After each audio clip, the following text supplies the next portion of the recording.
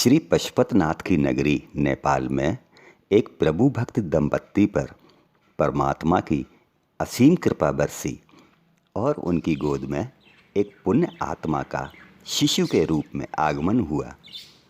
माता पिता बड़े ही लाड़ प्यार से बालक का लालन पालन कर रहे थे। जब बालक अपनी बाल सुलभ लीलाओं से परिवार वालों को आनंदित कर रहा था, तभी भगवान के घर से बुलावा आया और माता पिता गोलोक सिधार गए।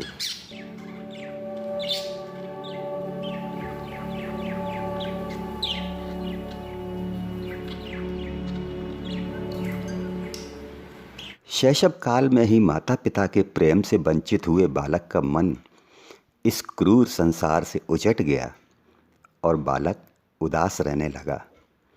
मगर विधाता के विधान में तो कुछ और ही लिखा था। सो इस बालक का मन सांसारिक क्रियाकलापों में न लगकर सन्यास की ओर मुड़ गया।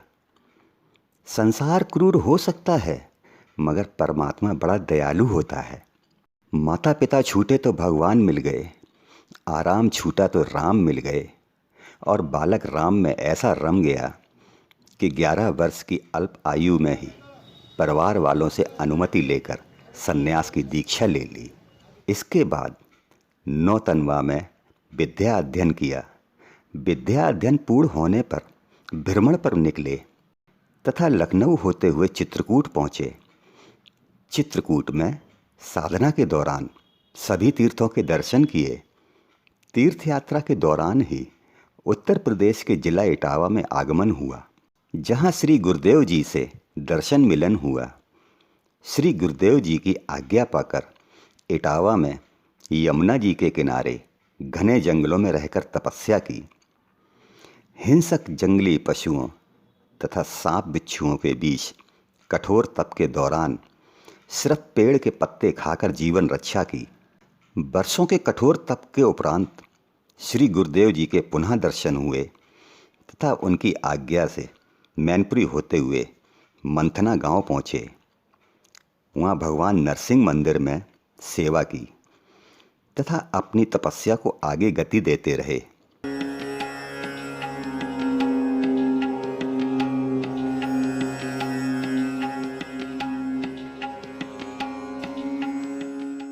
इसके बाद श्री गुरुदेव जी की प्रेरणा से बटेश्वर आए।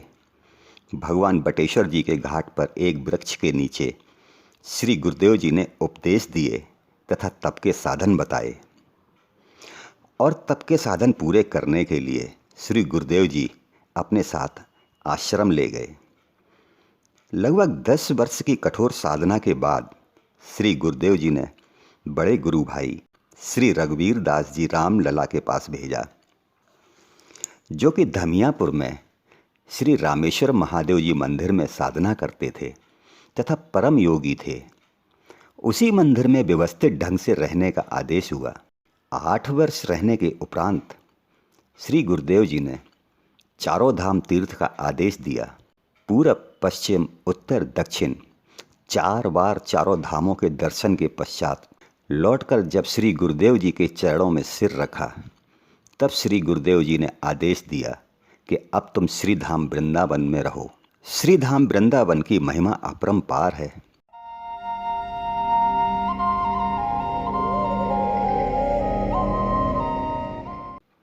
वृंदावन के श्री हनुमान टेकरी मठ में बड़े गुरु भाई के साथ सेवा करने लगे।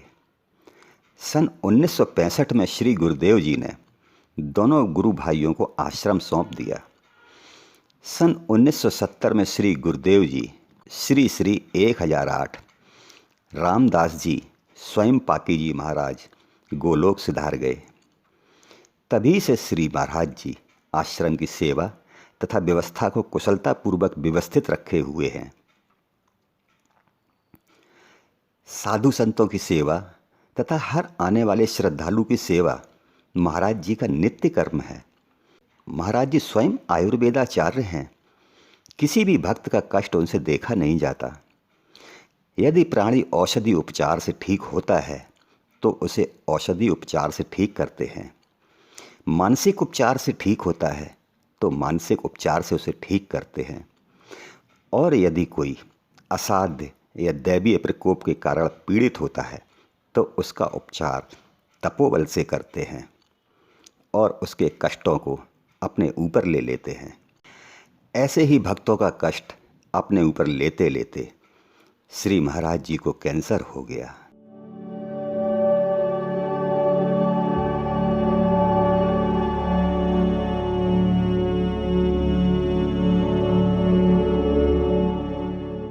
मगर ये महाराज जी के तपोबल का ही चमत्कार है कि 104 वर्ष की आयु में भी श्री महाराज जी कैंसर जैसी मृत्युकारक बीमारी को हरा रहे हैं और दिन प्रतिदिन स्वास्थ्य लाभ कर रहे हैं और आश्रम, साधु, संत तथा श्रद्धालुओं की सेवा में संलग्न हैं।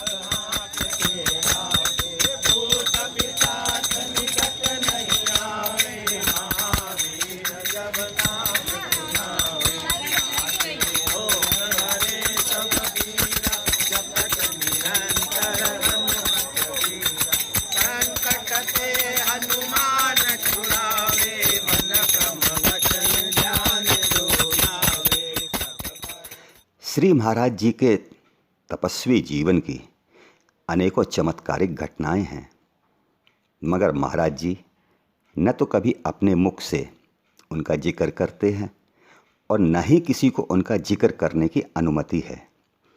श्री महाराज जी इतने शर्मीले स्वभाव के हैं कि अपनी प्रशंसा सुनने में भी संकोच करते हैं। ऐसे श्री गुरुदेव के श्री चरणों में कोटि कोटि नमन है।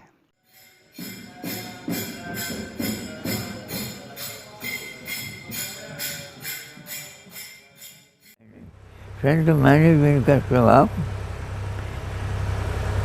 बहुत सुंदर, सबके हितकारी हूँ, क्योंकि वैष्णव जन को सीने कहिए कि पीर पढ़ाई जाने।